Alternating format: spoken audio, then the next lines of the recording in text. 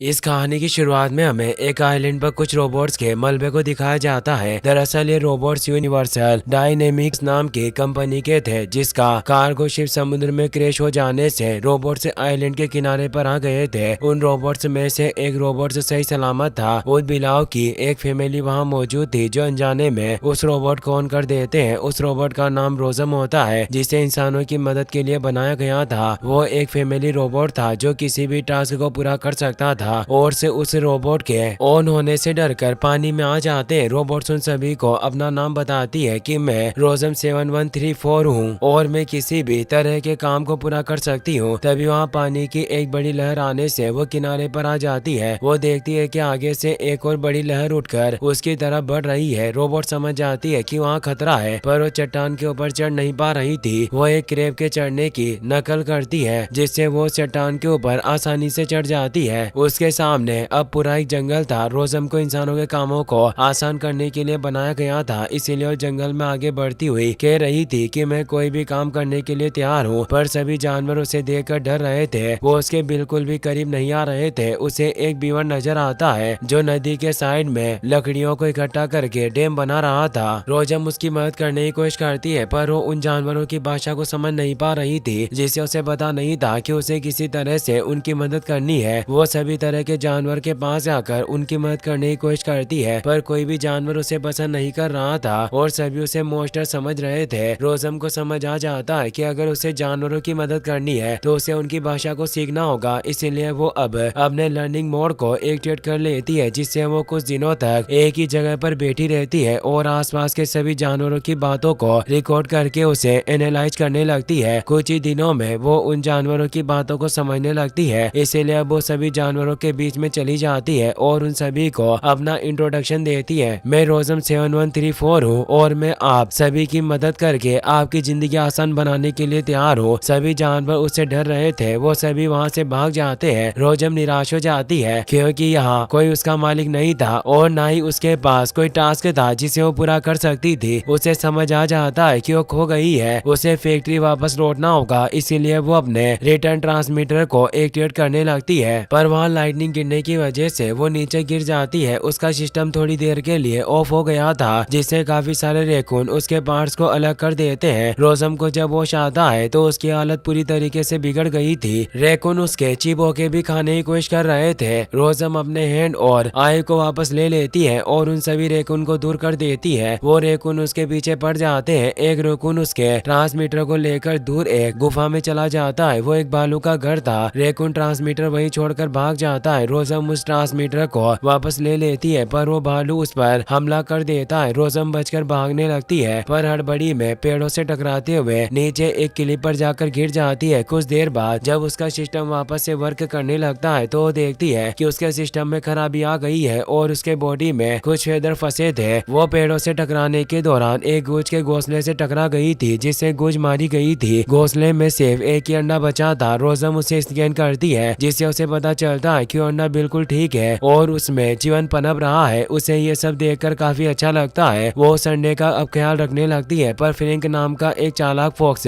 उस एक को लेकर भागने लगता है। रोजम उसका काफी देर तक पीछा करती है। फॉक्स अंडे को खाने की कोशिश करता है, पर रोजम उसे रोक देती है। फॉक्स फिर से चालाकी दिखाता है और अंडा लेकर भागने लगता है, पर वो गलती से एक हेजहॉग पर जाकर गिर जाता है। फ्रैंक को अपने कर्मों की सजा मिल जाती है। रोजम उस अंडे को वापस अपने पास रख लेती है। फ्रैंक के मुंह पर काफी कांटे चुभ चुके थे। रोजम का काम लोगों की मदद करना था, इसीलिए वो फ्रैंक के चेहरे के सभी कांटों को भी निकाल देती है। फ्रैंक काफी डर गया था, जिससे वो वहाँ से भाग जाता है। वो अंडा अब टूटने लगा था। रोजम उसे अपने सभी टेंटिकल से रोकने की कोशिश करती है, पर अब उस अंडे से गोसलिंग यानी बतख का बच्चा बाहर निकल आता है, जो पहली बार रोजम को देखता है, जिससे रोजम को भी अजीब सी फीलिंग का एहसास होता है। पर वो उस गोसलिंग को वहीं छोड़ देती है और वहाँ से फैक्ट्री जाने के लिए आगे बढ़ने लगती है। गोसलिंग जिसे भी पहली बार देखते थे उसे अपनी माँ मान लेते थे। गोसलिंग रोजम का पीछा करने लगता है। रोजम उसको खुद से दूर करने का भी कोशिश करती है पर वो हर बार उसके पास आ जाता है। रोजम अब अपने रिटर्न ट्रांसमीटर को ऑन करने लगती है ताकि वो फैक्ट्री वापस जा सके पर गोसलिंग अपनी चोट से उस ट्रांसमीटर को तोड़ देता है। उसे गोसलिंग का बिहेवियर समझ नहीं आ रहा था।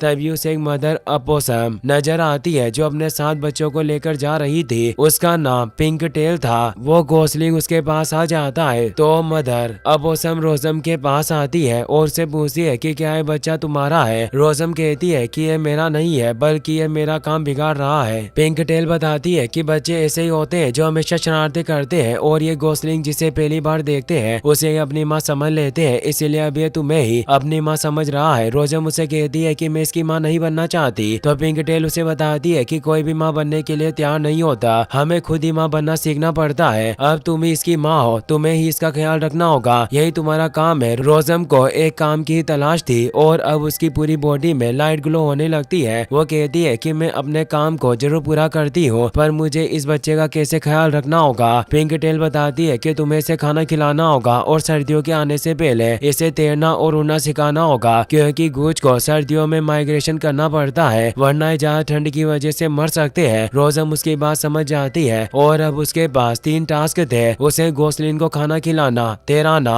और उड़ना सिखाना था। रोजम नहीं जानती थी कि गोसलिन क्या खाते हैं। फ्रैंक उस पर नजर रख रहा था। वो समझ गया था कि रोजम उसका ख्याल नहीं रख पा रही है, इसलिए उसके पास आता है और उसे बताता है कि मैं शिकारी होने के साथ साथ गूंज का एक्सपर्ट हूँ। रोजम कहती है कि तुम तो इस बच्चे को मुझसे चुराना चाहते थे। फ्रैंक कहता है कि मैं एक लोमड़ी हूँ और चालाकी करना मेरा काम है पर तुमने उस हेजो के कांटों को निकालने में मेरी मदद की, इसलिए मैं भी तुम्हारी इस बच्चे को पालने में मदद कर सकता हूँ। फ्रैंक चालाक था। वो उस गूंज को खाना खिलाने के साथ साथ रोजम की मदद से अपने खाने का भी इंतजाम करता है। गोसलिंग खाना खाने लग गया था इसलिए अब रोजम ने अपने पहले टास्क को पूरा कर लिया था। फ्रैंक उससे पूछता है कि तुम्हें गोसलिंग कहाँ से मिला। रोजम बताती है कि एक हादसे की वजह से मेरे हाथों इसकी पूरी फैमिली खत्म हो गई। फ्रैंक कहता है कि तुम इसे ये बात कभी मत बताना वरना ये तुम पर विश्वास नहीं करेगा। रोजम उसकी बात समझ जाती है और वो फ्रैंक से पूछती है कि अब मुझे इसे उड़ना और तैरना कैसे सिखाना होगा। फ्रैंक उसे कहता है कि तैरना काफी आसान है, मैं इसे सिखा सकता हूँ जैसे मेरी माँ ने मुझे सिखाया था और वो लात मारकर गोसलिंग को पानी में फेंक देता है। रोजम को उसकी फिक्र थी और वो जानती थी कि गोसलिंग ऐसे तैर नहीं पाएगा। उसने उसे पानी से बाहर निकाल लिया था। फ्रैंक उसे बताता है कि गोसलिंग नॉर्मल नहीं है, तुम इसे डिफेक्टिव पीस की तरह समझ सकती हो। भले इसकी पूरी फैमिली आज जिंदा भी होती तो भी ये अभी तक जिंदा नहीं रह पाता, इसीलिए तुम्हें इससे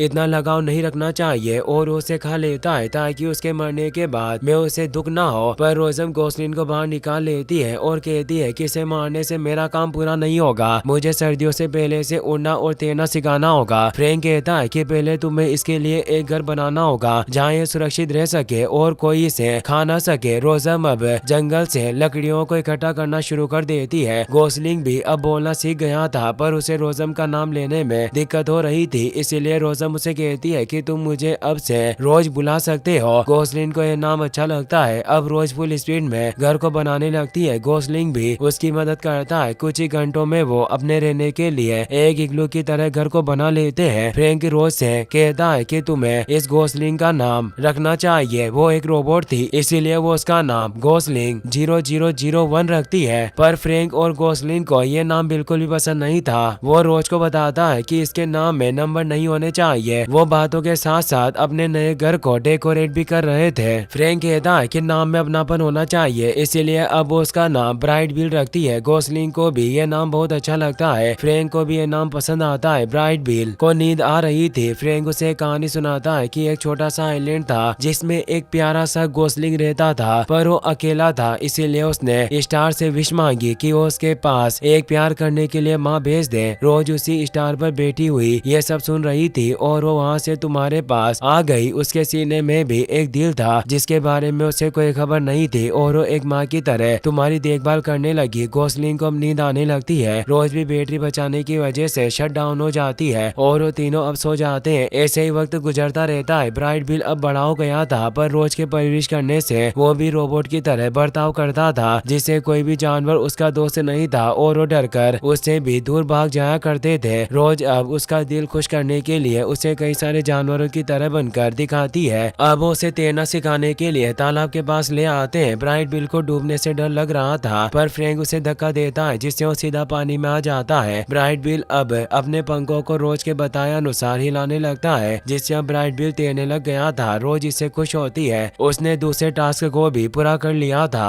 पर ब्राइट बिल ज्यादा आगे जा रहा था। होती है वो अपने हाथ को उसके पीछे भेज देती है। ब्राइट बिल तैरते हुए तालाब से दूसरे किनारे पर चला जाता है, जहाँ काफी सारे गूंज थे। ब्राइट बिल उन्हें देखकर काफी खुश होता है और कहता है कि ये सभी मेरे जैसे हैं। वो सभी गूंज अपनी फैमिलीज के साथ काफी खुश थे। ब्राइट बिल एक गूंज के पास आकर उससे बातें करने लगता है। वो गूंज उसे पहचान लेती है और कहती है कि तुम तो वही हो जिसे उस राक्षस ने पाला है। पर अब वहाँ 3 और गूंज आ जाते हैं जो उसे बुली करने लगते हैं। वो कहते हैं कि तुम हमारी तरह बिल्कुल नहीं हो और ये जगह तुम्हारी नहीं है। वो उसे पीटने लगते हैं। रोज अपने हैंड की मदद से ये देख रही थी, इसीलिए वो तेजी से उसे बचाने के लिए पॉन्ड के अंदर की तरफ चली जाती है। सभी गूंज वहाँ से भागने लगते हैं और अब वहाँ एक जायंट बारकूडा फिश भी आ जाती है, जो एक अच्छी शिकारी फिश थी। वो ब्राइट बिल को खाने के लिए लेकर जाने लगती है। रोज उसे बचाने जाती है, पर उसका पैर पत्थर में फंस जाता है, जिसे वो निकालने की काफी कोशिश करती है, पर वो निकाल नहीं पा रही थी। ब्राइट बिल मदद के लिए आवाज लगा रहा था। रोज उसे अपनी तरफ आने को कहती है, पर वो फिश उस पर अटैक करने की कोशिश करने लगती है। रोज पत्थर फेंक कर उसे बचाने लगती है, पर जब पत्थर खत्म हो जाता है तो वो अपने हाथ को फेंक कर उसे रोक देती है। ब्राइट बिल की जान बच जाती है। अब वहाँ दूसरे गूंज भी आ जाते हैं। ब्राइट बिल उनसे पूछता है कि उस फिश ने मुझ पर अटैक क्यों किया। गूंज कहते हैं कि तुम मंद बुद्धि हो। रोज कहती है कि तुम इसे बुली मत किया करो, ये बस तुमसे दोस्ती करना चाहता था। तो एक गूंज कहता है कि हमारे जैसा बिल्कुल नहीं है। ब्राइट बिल को उनसे बात नहीं करनी थी और वो रोज से कहता है कि माँ हमें यहाँ से चलना चाहिए। तो एक गूंज उसके पास आकर कहता है कि तुम्हें लगता है कि ये शैतान तुम्हारी माँ है, पर ऐसा नहीं है। इस रोबोट ने तुम्हारी पूरी फैमिली और तुम्हारी असली माँ को मार डाला। ये बात इस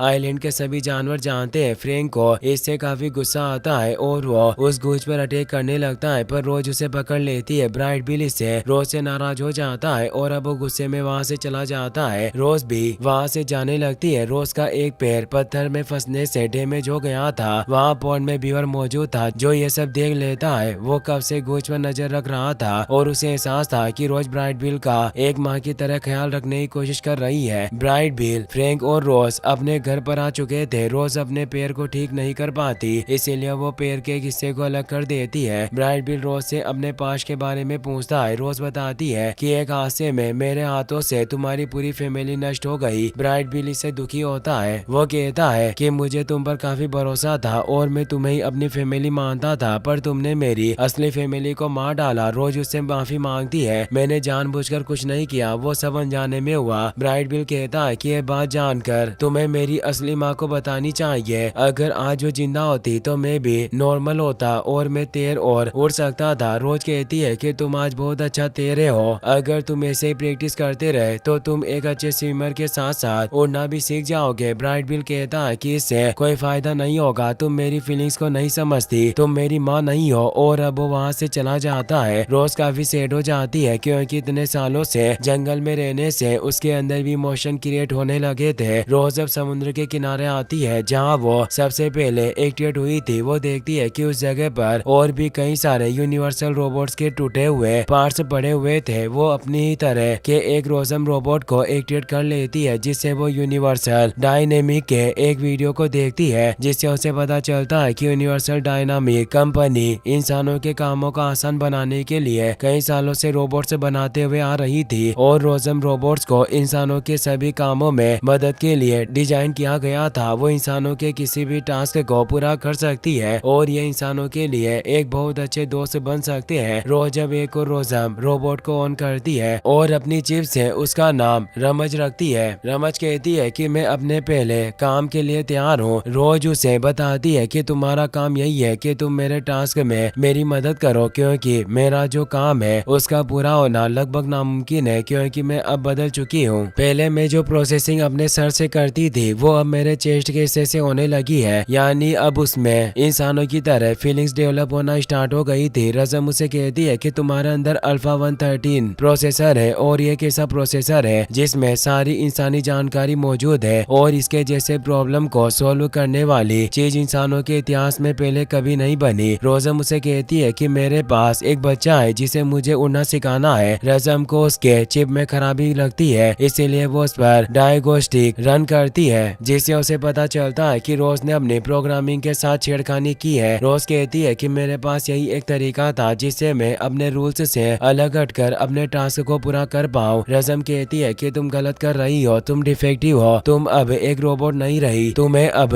वापस फैक्ट्री लौटना होगा, वो तुम्हें वापस ठीक कर देंगे। और उसे अपना रिटर्न ट्रांसमीटर देने लगती है। इसी के साथ उसकी बैटरी खत्म हो जाती है। रोज को कुछ समझ नहीं आ रहा था, वो एक गिल्फ पर आकर बैठ गई थी। फ्रैंक भी अब वहाँ जाता है। रोज उसे बताती है कि मैंने सब कुछ बिगाड़ दिया, इसीलिए मुझे वापस फैक्ट्री लौटना होगा, और वो नए रिटर्न ट्रांसमीटर को अपने हेड पर लगा लेती है। फ्रैंक उसे कहता है कि तुम्हारा मिशन पूरा नहीं हुआ है। रोज कहती है कि यह मेरी दुनिया नहीं है, जहाँ से मैं आई हूँ वहाँ सब मेरे जैसे है। फ्रैंक कहता है कि हो सकता है कि वो दुनिया इस दुनिया से भी बुरी हो। रोज कहती है कि शायद वो मुझे ठीक कर सकते हैं और वहाँ ऐसे लोग होंगे जिनको मेरी मदद चाहिए होगी। फ्रैंक सभी कुछ उड़ते हुए पक्षियों को देखता है और वो रोज से कहता है कि हमारे पास वक्त नहीं है, हमें ब्राइट बिल को जल्दी उड़ना सिखाना होगा क्योंकि हम ही उसके दोस्त हैं, इसीलिए उसे हमारी बात माननी होगी। अब वो दोनों ब्राइट बिल के पास आ जाते हैं और उसे समझाने की कोशिश करते हैं कि वो उड़ सकता है, पर वो हिम्मत हार चुका था। वो कहता है कि मुझे नहीं लगता कि मैं कभी उड़ पाऊंगा। रोज उसे कहती है कि अगर तुम सच में जीतना चाहते हो तो तुम्हें उड़ना सीखना ही होगा, ताकि हम दोनों अपनी अपनी दुनिया में वापस लौट सके। तभी वहाँ से उड़ते हुए कुछ गुजरते हैं। रोज उन्हें स्कैन करने लगती है, जिससे उसे पता चलता है कि वो किस तरह से उड़ते हैं, और वो ब्राइट बिल को ये भी सिखाने लगती है, पर वो फिर भी उड़ नहीं पाता, जिससे बाकी के गोज उसका मजाक उड़ाने लगते हैं। रोज कहती है कि तुम्हें बस थोड़ी स्पीड की जरूरत है, और वो दौड़कर उसे स्पीड देने लगती है, पर उसका एक पैर टूटा होने से वो पत्थरों से टकराकर नीचे गिर गई थी। रात में वो रास्ते के सभी पत्थरों को हटाकर दौड़ने के लिए एक रोड बना लेती है। बीवर भी अब वहाँ जाता है, जो रोज के लिए उसके टूटे हुए पैर को लकड़ी की मदद से जोड़कर ले आया था। वो उसे रोज के पैर में लगा देता है। रोज उसे तेज कहती है। अब पहले दिन रोज पूरी मेहनत से ब्राइट बिल को स्पीड देकर उसे उड़ना सिखाने लगती है, जिससे ब्राइट बिल उड़ने लग जाता है, पर कुछ देर बाद ही वो नीचे गिर जाता है। रोज कहती है कि हमें इसके लिए एक फ्लाइंग इंस्ट्रक्टर ढूंढना होगा जो इसे ठीक से उड़ना सिखा सके, और वो एक क्लिफ की ऊंचाइयों पर आ जाते हैं जहाँ एक बार रहता था, उसका नाम थंडरबोल्ट होता है। अगले दिन से वो ब्राइट बिल को उड़ना सिखाने के लिए आ जाता है। वो उसे बताता है कि तुम्हें अपने छोटे पंखों को देखकर निराशा नहीं होनी चाहिए, मेरे पंख भी छोटे हैं पर मैं इनसे भी आकाश की गहराइयों को नाप सकता हूँ। थंडरबोल्ट अब उसे उड़ना सिखाने लगता है। ब्राइट बिल उसकी स्टेप्स को फॉलो करके उड़ना सीखने लग जाता है। ब्राइट बिल इससे खुश होता है और अब वो टेस्ट के दौरान सभी रिंग्स में से भी आसानी से निकल जाता है। ब्राइट बिल खुश था कि वो उड़ना सीख गया है। रोज के पास से गूंज आता है और जो उसे बताता है कि मेरा नाम लॉन्ग नेक है, मैं ही आने वाले माइग्रेशन का लीडर हूँ, मैं तुम पर कब से नजर रखे हुए हूँ। रोज कहती है कि तुम पहले से गूंज हो जो हमसे इस तरह प्यार से बात कर रहा है। लॉन्ग नेक कहता है कि हम गूंज थोड़े शर्मीले ही होते हैं, पर बातचीत में हम अच्छे होते हैं और हम काफी बोरिंग भी है, पर ब्राइट बिल हम में से सबसे अनोखा है। रोज उससे कहती है कि आने वाले माइग्रेशन में क्या तुम ब्राइट बिल को भी अपने साथ लेकर जा सकते हो। लॉन्ग नेक बताता है कि हम एक हफ्ते बाद निकलने वाले हैं, हम उसे साथ लेकर जा सकते हैं, पर उसे पूरी लगन के साथ उड़ने की प्रैक्टिस करनी होगी। हर खतरे के लिए उसे तैयार रहना होगा, इसीलिए तुम्हें सारा दिन उसको हवा में ही रखना होगा। सुबह से शाम तक उसके पैर जमीन पर नहीं पड़ने चाहिए। ब्राइट बिल जन्म से ही कमजोर है, वो अभी तक जिंदा नहीं रह पाता,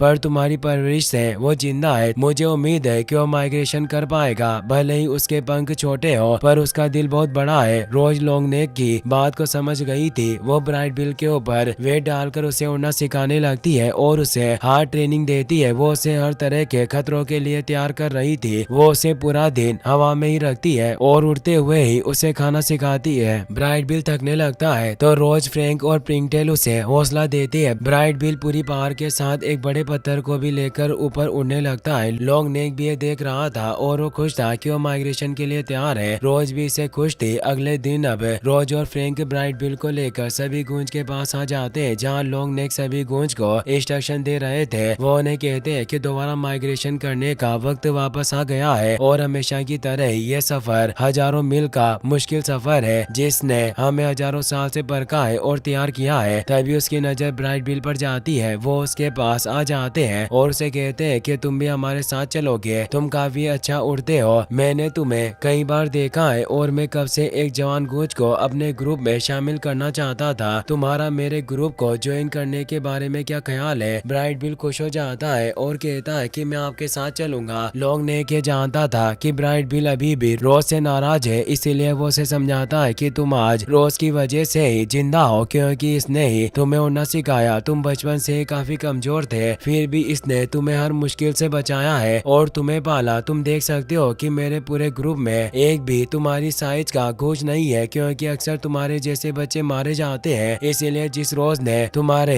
फैमिली को मारा उसने ही तुम्हें एक नई जिंदगी दी। ब्राइट बिल को भी एहसास होता है कि रोज उससे बहुत प्यार करती है, पर वो ये बात रोज को कह नहीं पाता क्योंकि अब उसके माइग्रेशन का वक्त हो गया था। लॉन्ग नेक उन सभी को सफर शुरू करने को कहता है, जिससे वो सभी उड़ने लग जाते हैं। ब्राइट बिल रोज को अपने दिल की बात कहना चाहता था कि वो उसे अपनी माँ मानता है, पर ये वो कह नहीं पाता और वो रोज से कहता है कि मैं जा रहा हूँ, पर क्या जब मैं वापस आऊंगा तब क्या तुम मुझे यहाँ मिलोगी? रोज कहती है कि मैं नहीं मिलूंगी क्योंकि मैं वापस अपनी दुनिया में लौट जाऊंगी। तो ब्राइट बिल उसे कहता है कि क्या आखिरी बार तुम मुझे उड़ने के लिए स्पीड दे सकती हो? रोज इससे खुश होती है और वो उसे अपने कंधे पर बिठाकर फुल स्पीड में रन करती है, जिससे अब ब्राइट बिल भी गूंज के झुंड के साथ उड़ने लग जाता है। रोज के अब तीनों टास्क कंप्लीट हो चुके थे, पर वो ब्राइट बिल को अब अपना बच्चा मानने लगी थी, इसीलिए वो दौड़कर आखिरी बार उसे देखने जाती है। ब्राइट बिल अब उसके पास नहीं रह सकता था, वो किस दिनों तक उसी के इंतजार में वहीं बैठी रहती है। इसी के साथ इस मूवी का फर्स्ट पार्ट यहीं खत्म हो जाता है। अगर आप इसका नेक्स्ट पार्ट भी जल्दी देखना चाहते हो तो कमेंट में नेक्स्ट पार्ट जरूर लिखना और इस वीडियो को लाइक करने के साथ साथ अपने दोस्तों को शेयर करना ना भूलें। Thanks for watching.